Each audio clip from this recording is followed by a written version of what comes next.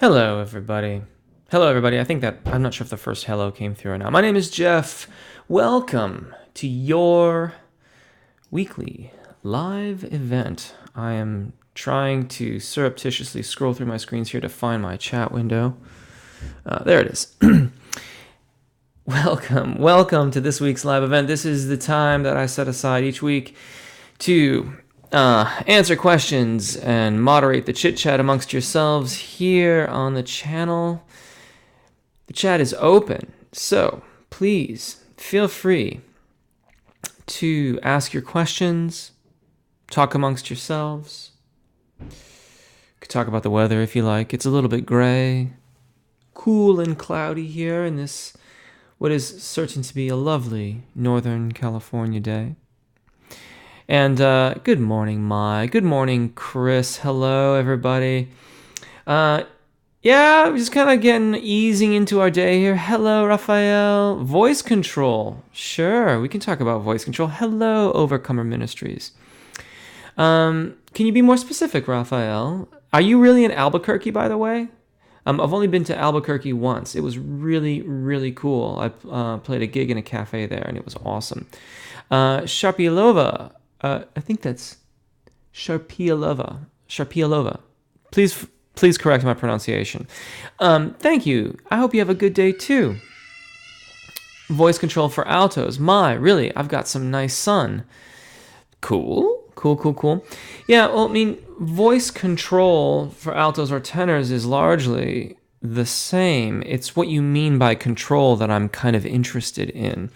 Because quite frankly, in the school of thought I'm from, it doesn't particularly advocate for trying to control or place the voice. In fact, you won't really see the notion of placement talked about in all of the teaching. Now, I incorporate that kind of talk in my teaching on the YouTube channel and things like that because most people seem to think about the voice in that way. But in truth, what we're looking for is a balanced sensation and balanced feel to the resonance. And this is typically mostly achieved by focusing primarily on engagement and airflow over the vocal fold and cultivating a release. And so to cultivate the release, you start with shorter vowel syllables that, what you're listening for in the thyroarytenoid dominant singing voice or chest voice, if you will, is a balance of tone. So it's neither where you're really gripping, nor is it where it's very, very airy. And when you arrive at that balanced place, you've got a pretty good resonance going, and you've got a pretty good focus and or quote unquote, and I use this, I want to say under duress, although there's no duress really, but I just don't like to think about it nor encourage people to think about it in these terms as placement. You have a good placement, but what you're really talking about is a good balance. You're talking about the feel and the sound, and the balance is good. And when you reconcile the differences between all those vowel sounds by sussing out the balance and sussing out the resonance, then you are said to have good alignment.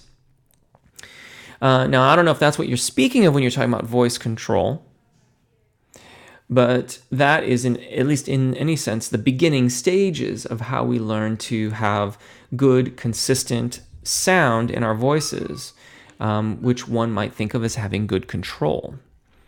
Natasha, hello, Natasha. Wail Nabil, hello, dear amazing man. Thank you. I can appreciate that. Hello to you as well. I don't recognize your user ID from before, so welcome if this is your first time to the live event. Overcomer Ministries, we got snow on the mountains next to our house. That sounds awesome. Little snow-covered, misty mountain up there. I can get down with that. Bishy J Official, does singing with a cry, twang, and smile really help with the tilt? Okay, so laryngeal tilt is one of the more commonly used terms for what I would call cricothyroid dominant singing voice. And those techniques that you're talking about there are mostly applicable for people who have in the past not been able to make a smooth transition over the secondo passaggio without having poor adduction of the vocal fold. That is an awful lot of voice teacher speak. So let me unpack that a little bit here. And I'll do my best to talk in terms that are understandable and in English.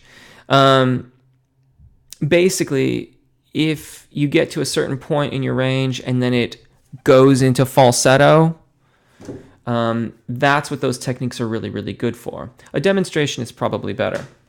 Let's say normally somewhere about here, your voice gets really airy and falsetto-y. This isn't really the falsetto range of your voice, and that is, in fact, it's more descriptive if I were to say a falsetto tone production rather than falsetto, even though it's technically not entirely incorrect to say falsetto, but it's confusing because the falsetto range of our voices is much higher, and when we're in the falsetto range and we're using a falsetto kind of setup with the vocal fold, it's not airy. Confusingly enough. Anyways, if I'm here and it goes into falsetto,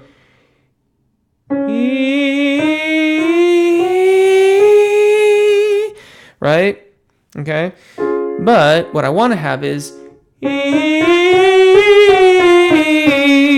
but let's say I can't do that.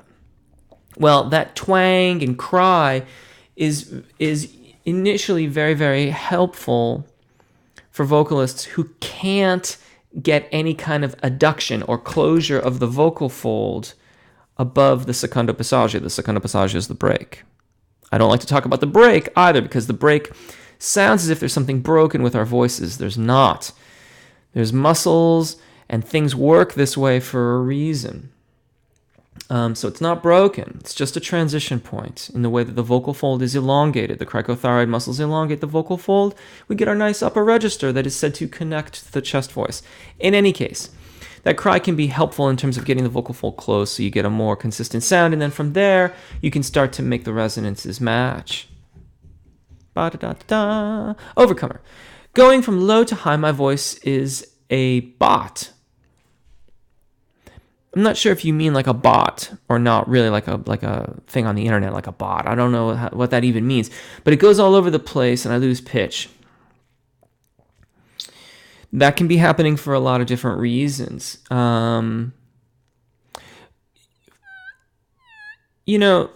First things first, don't go from low to high. When we go from low to high, typically all of our old habits, like if in the past you squeezed or pulled your chest voice up to sing high notes, or if in the past you got a falsetto tone production over the secondo passaggio, the break,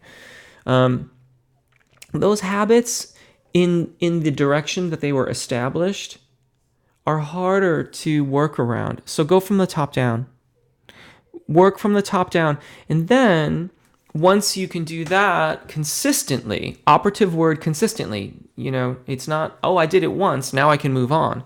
No, do it 100 times for starters, and then maybe move on from there.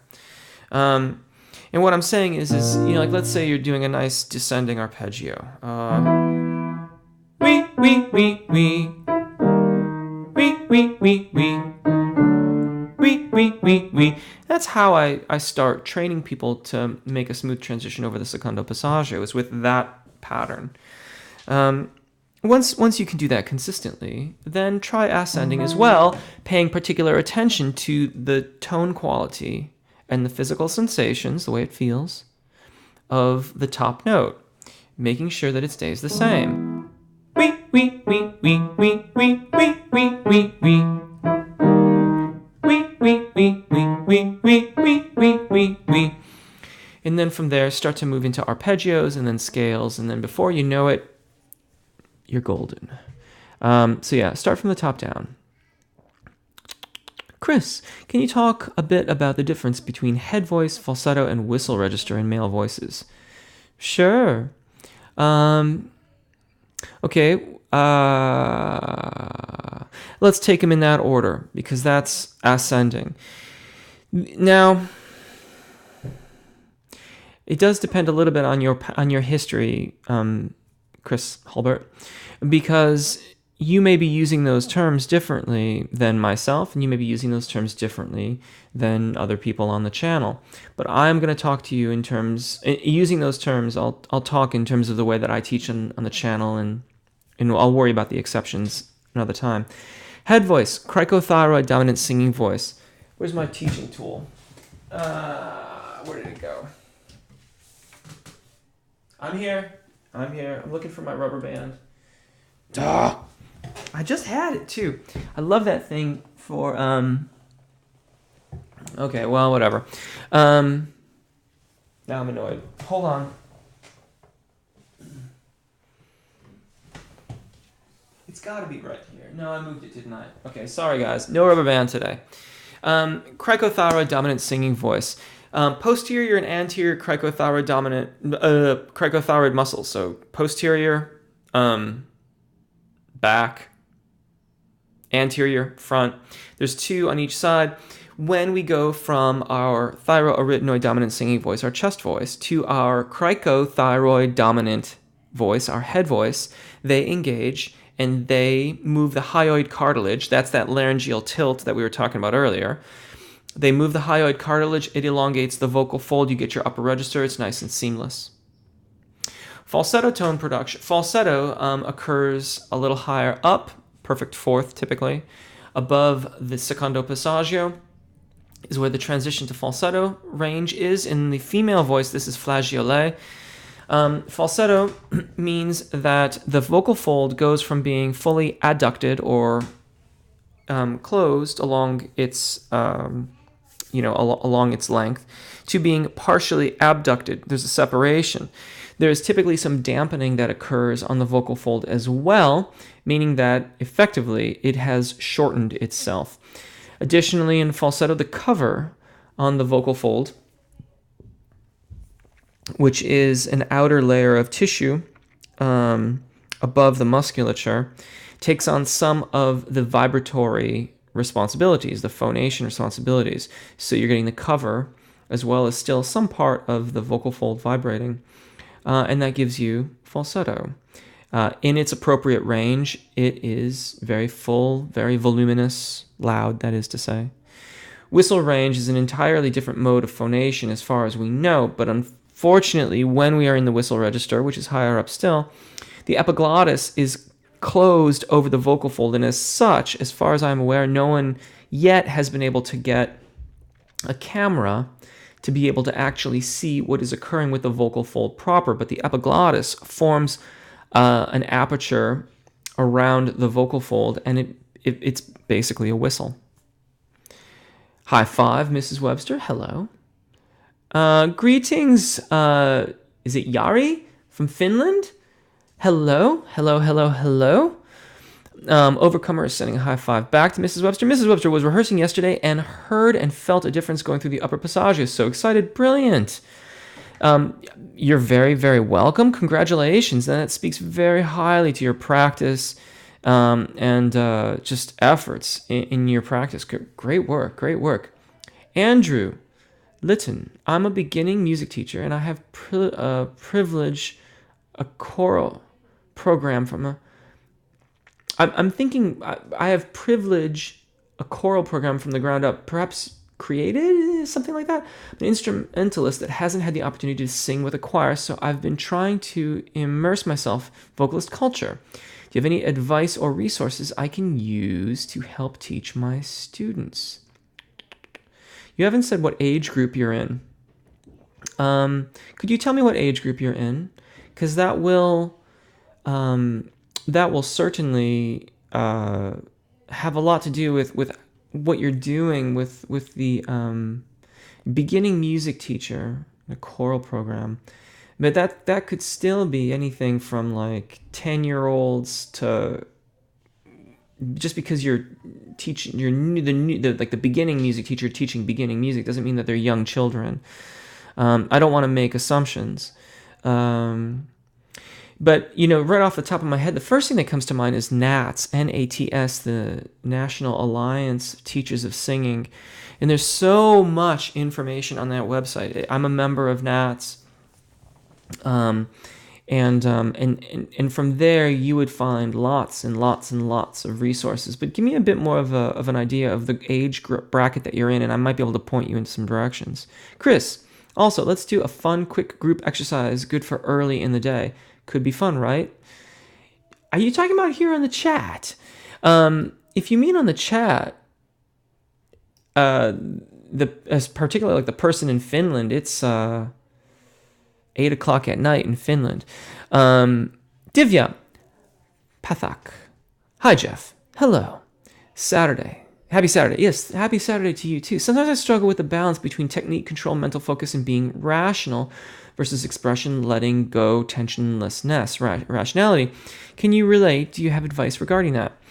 Yes, I am reminded of Charlie Parker. If you're not familiar with Charlie Parker, he was a bebop saxophone player from the early 1900s.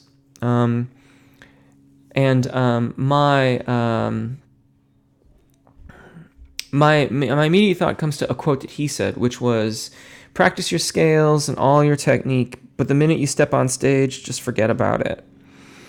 And that is my advice to you, with a few caveats. One, we practice the scales and all of the techniques and things like that when we're not on stage so that they become habits. So we want to be practicing wisely so that we develop good habits. And it is the hope that when we're on stage, we will be able to have the habits be the mode of phonation. This is why, like, a lot of people will practice things in a lesson or, in their practice, and then they step on stage and it all goes out the window. It hasn't been established as a habit yet. That's why it's important to, like I made a comment earlier, about working on upper register response, get it consistent 100 times and then start to add new skills. We need real consistency and really, really well-developed, wisely developed habits so that when we step on stage and perform, or we're just performing in general, we can rely on those. The other side of that equation, however, is that inevitably there will come times when you are performing or in the studio or something like that, and problems will arise.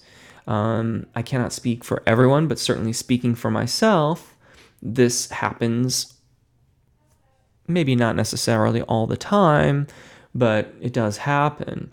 It will happen with ever decreasing frequency. The more that you continue to refine your technique, the more that you practice your technical concepts, the more that you hone your skills, the less those kinds of things will occur for you on stage. So while it may seem mundane in the practice, it's serving a much bigger function, so that when we can think about it less and less and less as we continue to perform and develop as musicians and performing peoples. So anyways, when you do have a problem on stage or in the studio, you have the means by which to quickly scan through your person, analyze the problem, and then move on from it so that you can move on and get back into making music and connecting with your audience. Steven, I believe it's aloha, right? I think you're in Hawaii. Could you comment on the position of the soft palate during the passage through the passaggio into head voice? Typically elevated. Very cool question. Typically elevated will vary slightly depending on genre. So if you are singing classical music, you may find that position is somewhat higher.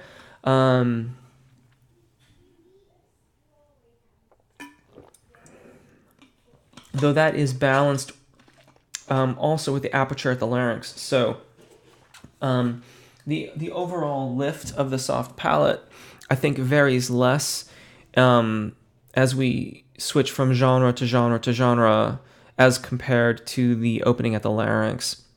But typically elevated. Last week we did the to kind of connect with those muscles. That can be very, very helpful in becoming more aware of the musculature at the soft palate in order to monitor its position. If you go too far with that, you can cut off airflow into the sinus passages, and then you will become what is said to be denasal. This is typically undesirable. It is sometimes also called a legit tone because in that phrase harkens back to like it was like a technique for singing around the turn of the 20th century, and it typically results in something that sounds like this.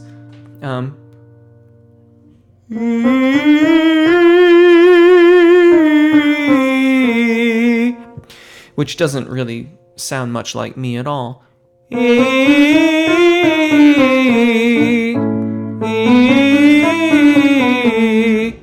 Yeah. And even in singing that, I'm not particularly warmed up this morning here. But that doesn't really feel all that elevated. It's certainly lifted, but not forced up. Striker at Jeff is a bit prolly, not is a bot. Jeff is a bit prolly, not is a bot. I'm not sure what that means. I'm sorry. Ronaldo, hello, Maestro. Hello. Any advice on recording? Oh, do you recommend multiple recordings or just catching the feeling? Well, now, this is a very, very big question. A very fun question. I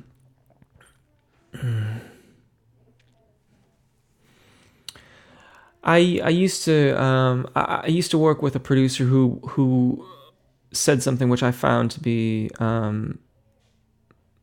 rather. I thought it kind of bummed me out at the time. What they said was, good vocalists no longer exist; they're made. And what they were alluding to was the notion that in the studio we can punch and punch and punch and do thousands of takes and pitch shift and auto tune and change. You can change everything. That's why if you've ever heard me say once a microphone involved, all bets are off, what I'm saying is that in the professional audio world, if you've got a vocalist singing into a microphone, they can be pitch adjusted live. The things that we can do are beguiling. And it depends too on Ronaldo. It depends on what you're recording for. If you're recording a jingle, then it needs to basically be like more perfect than is humanly capable of being perfect. So, I would get multiple takes and get everything as close as you possibly can, and then I would process it like mad. I would shift and move everything so that it was perfectly in alignment with the timing of the piece, and then I would auto-tune everything, probably with the graphic mode of auto-tune, so that it was all absolutely A440 perfect with zero to no deviation of any kind. If that's appropriate for that jingle. If the jingle is meant to be kind of a folksy, Bob Dylan-esque kind of knockoff, then all of that is inappropriate. The actual answer to this question, and I say this knowing full well that it might sound like I'm being evasive, but I do not wish to be so, is that it depends on the recording. We serve the song and we serve what it is we are recording for. For the very reasons that I just stated is why I don't create jingles and why I don't produce what is said to be consumer production audio. So production audio is like when you go on most videos on YouTube and there's like a boom, like that's going on in the background. That music bed is called production audio. There's libraries and libraries of it, and you license it and then you use it. Sometimes you have to pay for it. Sometimes there's royalty-free production audio. When I record my stuff, I'm recording it mostly for myself and for my own edification. In the pro audio world, we'd call it a vanity project. And so I don't do any of that stuff. I don't auto tune it. I don't need to auto tune it. But if I were trying to be a pop artist, we'd auto tune it anyway. It's not like that has become a part of the production standard. And then again, you've got artists like Adele who recoiled against that. That's cool. Ask yourself, what's the purpose? Why are you recording it? If you're recording it for your own pleasure and, your mode of expression, then choose how much post-production you want to do on it.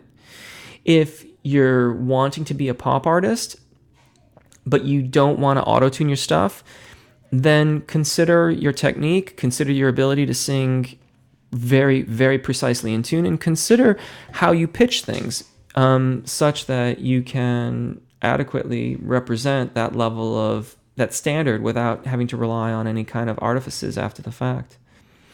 Raphael Albuquerque, how can I know if I'm a countertenor? I can sing music like contraltos, mezzo-sopranos, and sometimes sopranos too. I've always had this doubt. Can you teach me how to know? Thank you. Oh, sorry, I skipped over today. I didn't mean to. I'll answer that first. You'll know, okay, countertenor, that terminology is not typically used in the in the school of study that I am a part of. Knowing your Fach, your range, your vocal designation, is about your secondo passaggio and your overall vocal tendencies. Altos, mezzos, and sopranos within themselves have a fairly wide degree of overlap. I work with altos who sing almost identical ranges to myself. That doesn't make me an alto. It just means that we sing and can sing in similar ranges. Their registration events are in different places than my own, and that's part of what makes them an alto. So it's about the location of the secondo passaggio and primo passaggio as well, and the overall vocal characteristics, not just your ultimate note range that makes you one thing or another. Furthermore, I wouldn't dive into it lightly, because vocal miscategorization is one of those things that can haunt us for a long time. If you think you're a baritone or you think you're a tenor, but in reality, it was never really worked out in the first place, that can be very disconcerting later on, and you can spend a lot of time training towards one Fach that is not entirely appropriate to the actual physical makeup of your instrument. Furthermore, if you're not singing opera, it doesn't entirely matter all that much, except from a standpoint of understanding how your voice operates. The point is, take your time in establishing your Fach. Don't rush into it. And lastly, if you're trying to do this on your own, can I teach you to recognize your Fach? Absolutely. Can we do it on YouTube? If you're incredibly objective and diligent with your practice, you probably can. If you have old habits where you've been pushing your chest voice around, it becomes less likely, because those old habits, you're going to have to circumvent them before you're going to find the natural transition point for your voice. And it's finding that natural, comfortable location that is really crucial in establishing the location of the secondo passaggio. Tadeus, how much breath support abdominal engagement would chest voice require compared to mixed voice through to head voice, through again to super? Super head voice is not a term that I use. I can only assume you're referring to falsetto, which is the register above cricothyroid dominant singing, which is commonly referred to as head voice. And lastly, whistle voice. That's an incredibly wide-ranging question. The only answer I can give with any real degree of certainty is the differences are vast. From a comfortable chest voice all the way through to falsetto at the very least, there is a lot more subglottic pressure that is required. That's it's abdominal engagement. Okay, so abdominal engagement generates subglottic pressure, air pressure below the epiglottis. So it changes rather significantly. Natasha, what is the difference between head voice and chest voice? Head voice is the cricothyroid dominant singing voice. During that method of phonation, the cricothyroid muscles, which we talked about earlier, posterior and anterior, are engaging. They rotate the hyoid cartilage, and this elongates the vocal fold. Chest voice is thyroarytenoid dominant singing voice. So there is still some cricothyroid activity, but largely they are disengaged, and as such, the vocal fold is not elongated the way that it would be were the hyoid cartilage rotated, where the cricothyroid dominant singing muscles engaged. And so the vocal fold is vibrating and is well adducted, it's closed, but not in its elongated capacity. So they're rather similar. YL Nabel. Well, I'm from Jordan. We have a big worship event after 2 weeks, but what should I do to keep it? How can I improve performance?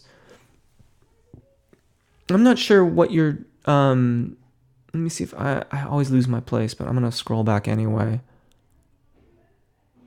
I don't know that you've asked a question. Well, I'm really sorry. If you're concerned about losing your voice within the next 2 weeks, practice carefully and diligently, but just don't overdo it. And I am really far behind. No, sorry, spelling error, bit.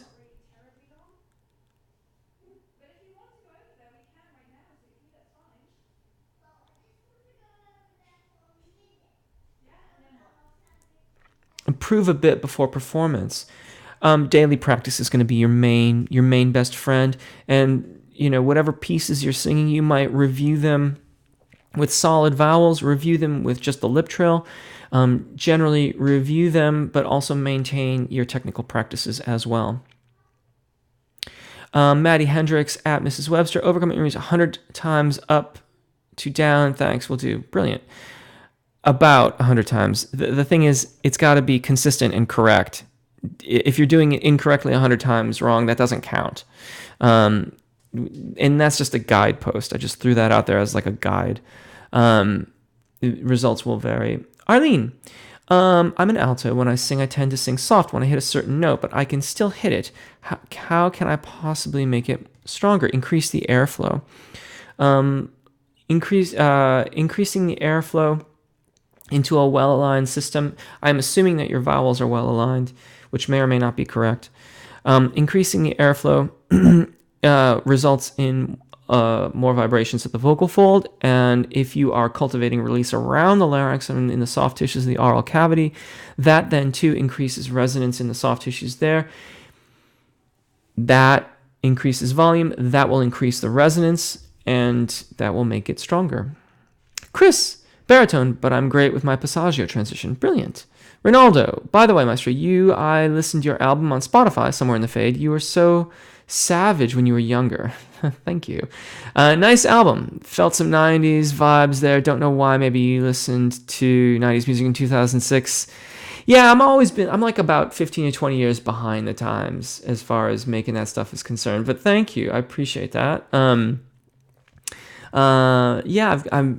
trying to finish up a new single I want to release, but I get bogged down with other things. But thank you for listening. I really appreciate that.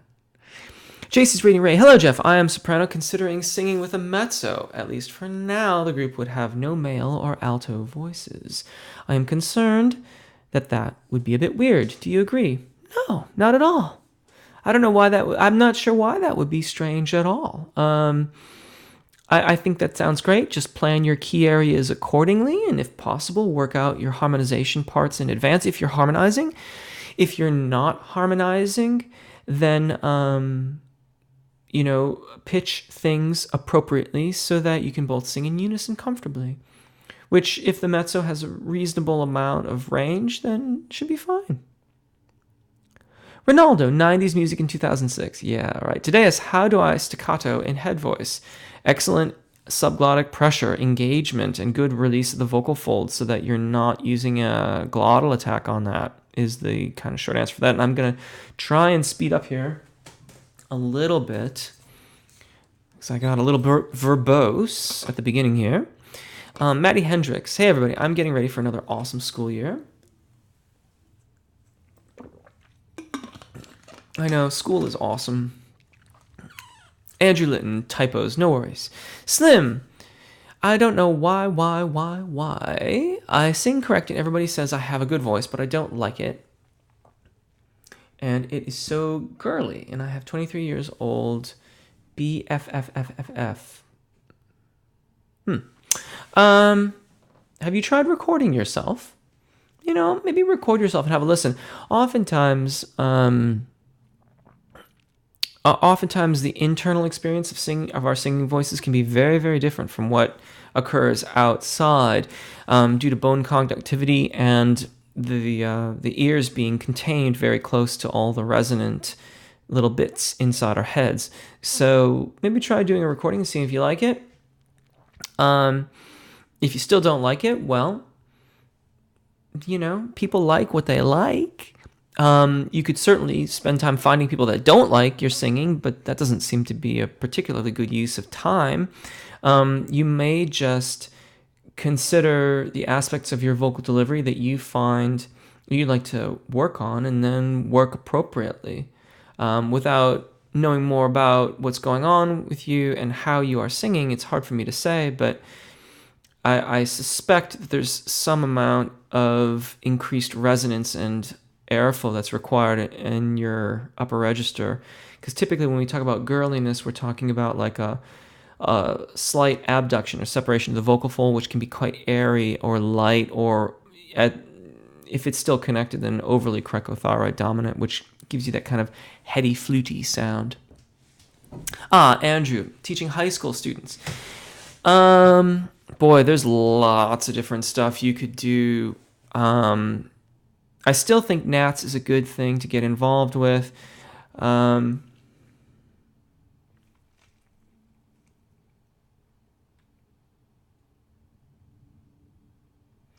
there's just so many resources on there. I just saw something. There's all kinds of like different, like if there's a solo and ensemble, if there's a solo, depending on where you're located, if there is a solo and ensemble or a yearly competition sort of thing where they adjudicate your choir, that you can get involved in that as well. If you have a musical theater department, you can act as a sort of feeder into that program, so you can check with what they are doing. Oftentimes, they'll be ordering those presentations a year in advance, or at least several months in advance, and so you can consider working on the repertoire to kind of feed into that program, or at least be more familiar with it or part of it. Or even if you just are aware of it, because oftentimes the arrangements for those productions are very, very conducive to the age group. They're made for high school drama departments, and so the musical sections are appropriate as well for your vocalists. Additionally, the show Glee had dozens and dozens and dozens of arrangements that were really, really great for the age group that you're working into, and can be a lot of fun to sing. That just by way of getting started, any one of those things will probably, if you begin the process of exploring any one of those avenues, you will almost certainly find other resources that are appropriate for your age group and are interesting for you to embark upon with them.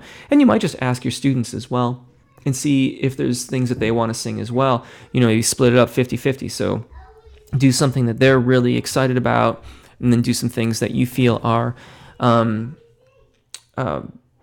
to offer more to them as from a purely kind of musical standpoint, singing chorales or whatnot like that. But particularly in that age group, I think it's so important to get them excited and to get them like really, really going with what you're doing, that it's better to err on the side of, like the Glee stuff or something like that, because they'll get super, super charged up about it, and they'll do more work than you could possibly imagine. Striker Kane Slim, yes, let's do a group exercise with the chat. Sounds awesome. Slim at Striker. Chris, absolutely love these chats. Divya, thanks so much for your response. You're welcome. I appreciate it. I like the Charlie Parker. Me too. I mean, I think about that all the time. I think about him and all those guys all the time. Cat D, hi Jeff, love your videos and I've learned so much. Wonderful. I've widened my range quite a bit with your exercises, although I feel my chest voice could go higher than it will. Any advice?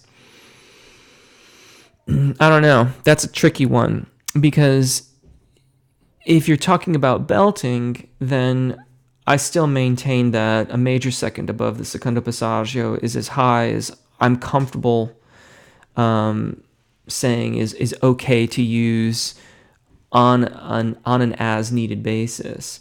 If you're talking about having more overall resonance in the cricothyroid dominant range, well, yeah, that develops slowly over time. So even if you are making a smooth transition, the cricothyroid dominant singing voice won't be fully resonant and ultimately fully matched with the thyroarytenoid voice for a little while. I'm not sure how long it's been, if you're even making that transition for you. So just some thoughts there for you. Gordon, aloha. Thank you for your videos. You're very welcome. Welcome. I don't recall seeing your user ID, so welcome to our live event, or your live event, I should say. This is your live event. I'm remembering to do my station identification. If you've chosen to subscribe, thank you. If you haven't yet, I hope you'll do so now. This is your live event. Chat is open, and I'm trying to catch up.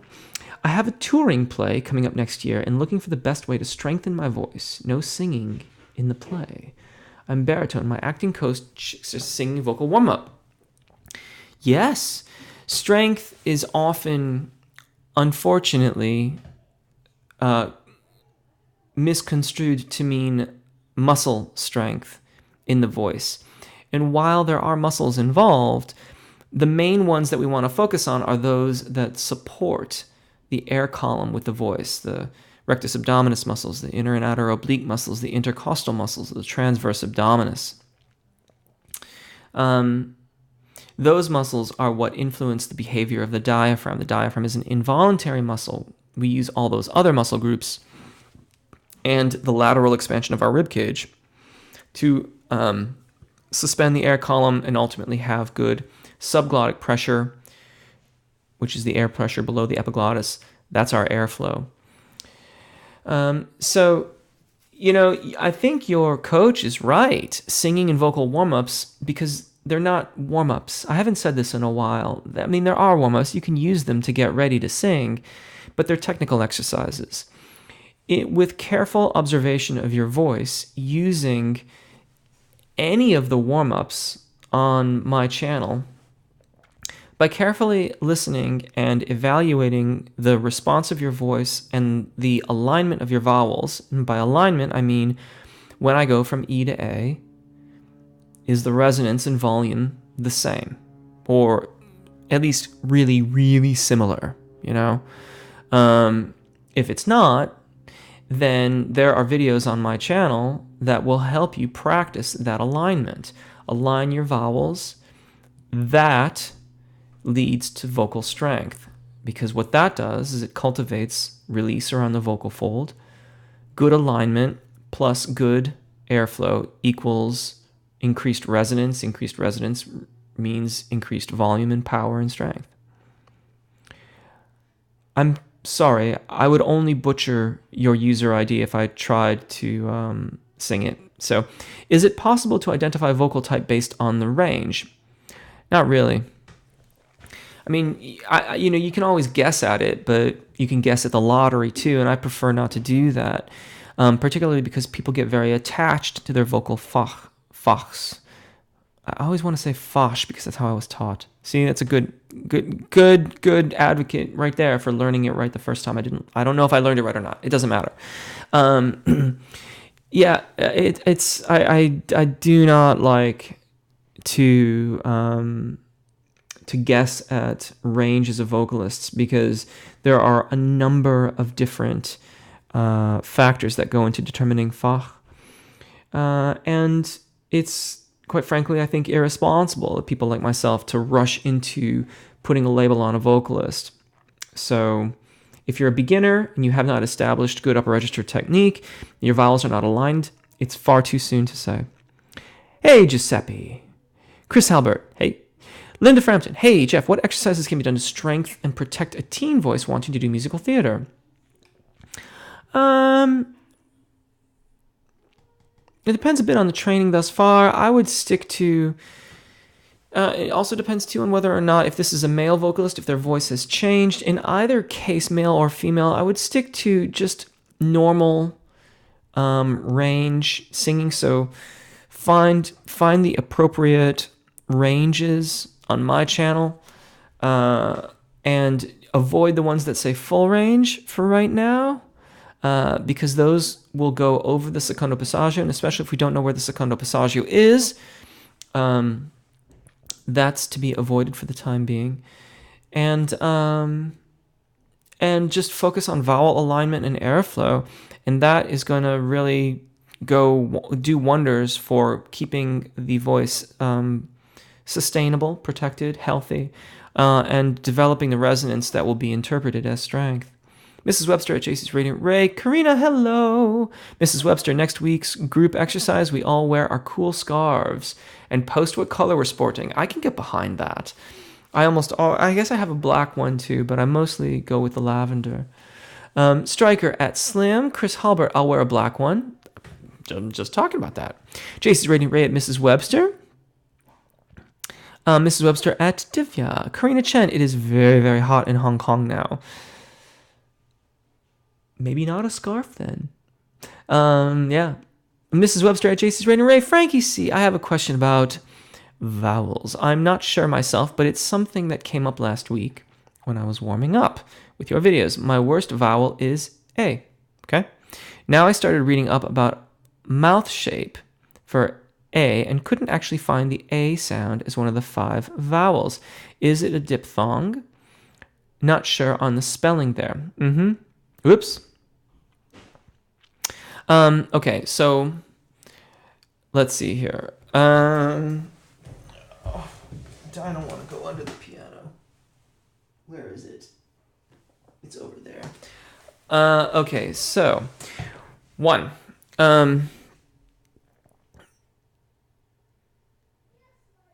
Yes, that's right. I don't use... Okay, so the IPA... The IPA is the International Phonetic Alphabet, and that is the alphabet that singers use in order to be able to sing in a variety of languages without being able to speak the language. I don't use the IPA when I issue videos because most people in general identify these vowels like that. And the actual... Okay, hold on a second. You may hear some rustling. I assure you, everything is fine. I'm actually underneath the piano. This is the first for this. You can probably hear me on this mic. Actually, I forgot there was a mic down here too. Okay. Now I'm getting back out. Okay. And we're coming back around. Okay. We're back in the room. Actually, I never left the room, but the IPA. Where is it here? So this is what I'm talking about. I think you can see that. That's the IPA. And there's lists and lists and lists of the pure vowels and diphthongs. And then even other kinds of... There's all kinds of different ways of notating these things. So if you're looking for that, as in... Ete or chaos, you have it correct. It looks like an E is the symbol that we use. And as for your mouth, now getting back to that, now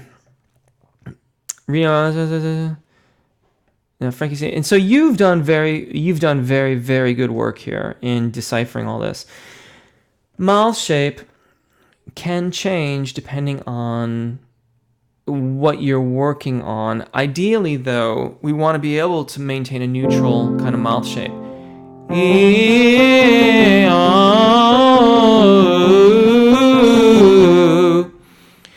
For starters, as you get into singing like libretto of a song or lyrics, if you're singing in popular genres, then the outer facial muscles will change as you're using different consonants and your jaw's moving and stuff like that. Excellent work on your part in deciphering all that. I hope that explains things. Nature of the voice. Hello, everyone. Mrs. Webster, 1229, mic drop. Thanks, Jeff. I'm just jotting down the time to refer back to again because I'm going to need to return to that. Oh, I wonder what I said. At Nature of the Voice, good day, afternoon. Yes, by the way, Nature of Voice, I haven't seen your user ID pop up before. Welcome to the live event. I'm going to try and go rapid fire here. Very best tool for me in my learning is my teacher, Pam, that lives a mile away. Wonderful. Jason's Radiant Ray, Jeff, these days I am quite introspective, belly button focus. I am constantly focused on chest resonance, mass resonance, forward versus backward sound placement. I can dig it, man. Jagging, the very best tool for my extended knowledge and self-education. Aw, shucks. Jeff, would you consider a quick tip on the differences by genre on how one might aim sound? I'll think about that. Jason's Radiant Ray, Mrs. Webster. Mrs. Webster, I'm starting a new season of singing and just got my new song list. Now understand why you have so many warm-ups without lyrics. So I plan to do the basic warm-ups. How do I know when to add words?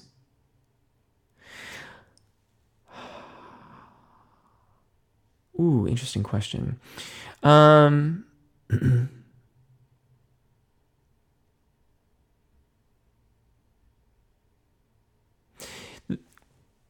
flip that around. Look at the range of the repertoire of the songs that you're singing. Find the warm-ups that adhere to that range. Work on those warm-ups and then flip it around, applying those vowels to the song. So you do the warm-up with that goes the right range, has the right, high and lows and all that kind of stuff. And then take a few vowels and work on the melodies of your song, and then put your lyrics back in. There's an intermediary step where you could actually just do the vowels alone from your repertoire, and that is a very, very, very good practice, which I would highly recommend you do. So take the vowels from the words, no consonants. Try that, and you will. And that practice can be kind of, people find it sometimes very frustrating, but it's incredibly helpful. And after you only have to do it a couple times before it really starts to make a huge difference. Giuseppe, hey Jeff, how to learn and practice to sing harmony? Thank you. Really, really beautiful question. Love that question. The short answer to that is to begin the process of developing a very keen sense of the notes of the scale, your aural skills. So if you're singing arpeggios, sing. I'm gonna sing along. Do, mi, so, mi, re, do. Learn to sing those scales just based off of a single guide pitch to know what key you're in. What that then helps you do is you got a vocalist and you're going to harmonize with them. They're singing the tonic perhaps, or starting on the tonic. And then you can say, okay, well, I'm going to start on the third. And then you kind of go from there following their melody. That's a very, very short answer to a very big question. Striker King, Sequencer, Global Voice, thank you for reminding me. Oh, that's what Mrs. Webster was, maybe, I don't know. Yes, I forgot about that. Thank you, Striker. Sequencer, a Global Voice. It's a Facebook group. People talk and post things. I show up every once in a while. I keep on trying to show up more. I've just been very, very bogged down. I'm not bogged down. I'm just busy. Actually, I've been doing a lot of stuff and doing a lot of teaching, a lot of videos, a lot of stuff, and it's just been wonderful. So I'm not bogged down. It's just awesome. Wade, Jeff, Marvin Sapp's gospel artist singing squalling voice. What is the correct way of singing this man without hurting your voice? I don't know. I'd have to listen to him. And I will make a note of Marvin Sapp somewhere. I don't know where. I'll have to figure that out.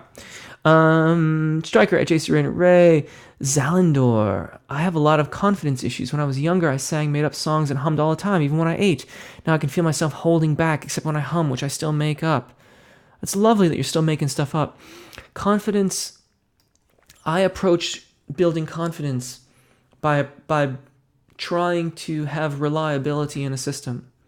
So not everyone approaches it or needs to approach it that way. I don't know if you do or not, but I would suggest that you practice your craft, practice the scales, make it a daily part of what you do as a vocalist.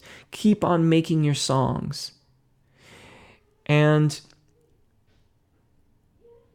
then maybe show a friend one of your little songs, or show a family member a song, or record it and share it on SoundCloud with like 2 friends. Figure out what is an appropriate challenge to your confidence that you're willing to take, knowing full well that you may get stomped on, because that's part of this. Hopefully you won't. I really, really hope that does not occur. But challenge that confidence, and then do some more of those to gently cultivate more and more confidence. And from there, build and keep on building from it. Striker at Jason, Brandon Van Allen, Jeff, are you currently offering Skype lessons? Yes, I'd like to have a session or 2. Brilliant. If you use the contact sheet on jeffrolka.com or voicelessonssf.com, you can send an email to me and we'll set it all up. Mrs. Webster's got a big old smiley face. Striker at JC's Radiant Ray at Striker. Mrs. Webster at Karina. Striker at Zalindalor. Striker at JC's Radiant Ray. Zalindalor. This is all Greek to me. I love to hum the waltz. Yeah, 6/8 time is lovely, isn't it? Striker, yes, join the Facebook group. I'm fascinated with the opera. John Schmash. Hey, Jeff, Andrew in Helsinki, can you speak to the efficacy of otherwise of SOVT exercises like straw singing? SOVT. I don't know what that... I know I've heard that before, but I don't recall exactly what it means. If you can... I'm almost out of time here, but if you can pop that into the chat... I'm not even sure what straw... Oh, like singing through a straw. Singing through a straw... Actually... I have found that to be particularly helpful in 2 main ways. One is in the mental concept of vowel syllables and in maintaining a narrow vowel syllable, particularly when we are descending from the zona de passaggio towards the thyroarytenoid dominant singing voice, but then returning to that upper register. Because you want to maintain that openness around the sound, but you want the vowel to be narrow and efficient and well adducted through the wider space. Also, with straw singing, it's quite easy to monitor airflow so that you can have your hand out in front of the straw to note the flow of air that's coming out of it. But I may be misunderstanding what SOVT. I apologize for not having that on the tip of my tongue. Please refresh my memory. Linda, you're welcome. Mrs. Webster, at Striker, Zalindalor, make the scarf damp. Speaking probably to Karina, I hadn't thought of that. Lovely, lovely out-of-the-box thinking. Thanks for your answer. It sounds Valentine Komutenko. Thank you. Striker at Mrs. Zalindalor, having a Beethoven moment. Oh, sounds lovely. At Zalindalor, yes. Thanks a lot. Sorry for making you go digging around in the background. No worries, Frankie C. That was fun. It's fun. It's all good and fun. And I was literally under the piano when I was talking about that. Zalindalor's got a smiley face at Mrs. and Truth, Striker. And then do it again. I'm going to try it after this ends. Giuseppe, okay, I need to learn. Hope we can work together soon. Have a great weekend. Absolutely, Giuseppe. Mrs. Webster at Striker. At Zalindalor, waltz is 3/4 time. That's absolutely right. I feel this music inside me, but have no idea how to express it. I start from scratch. Don't. Would be my advice. Find something that you truly love. Sing that. And then turn it off and keep on singing it. And over time it will change. And you will find that you have something entirely new.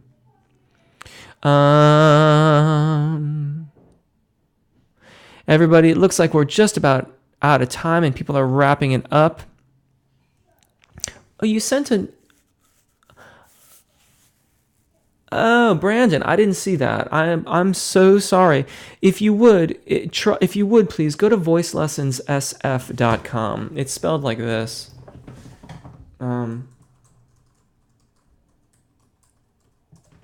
Sometimes Gmail is a little bit over ambitious and filters things, and it may have just gotten sucked into the ether. I am sorry about that.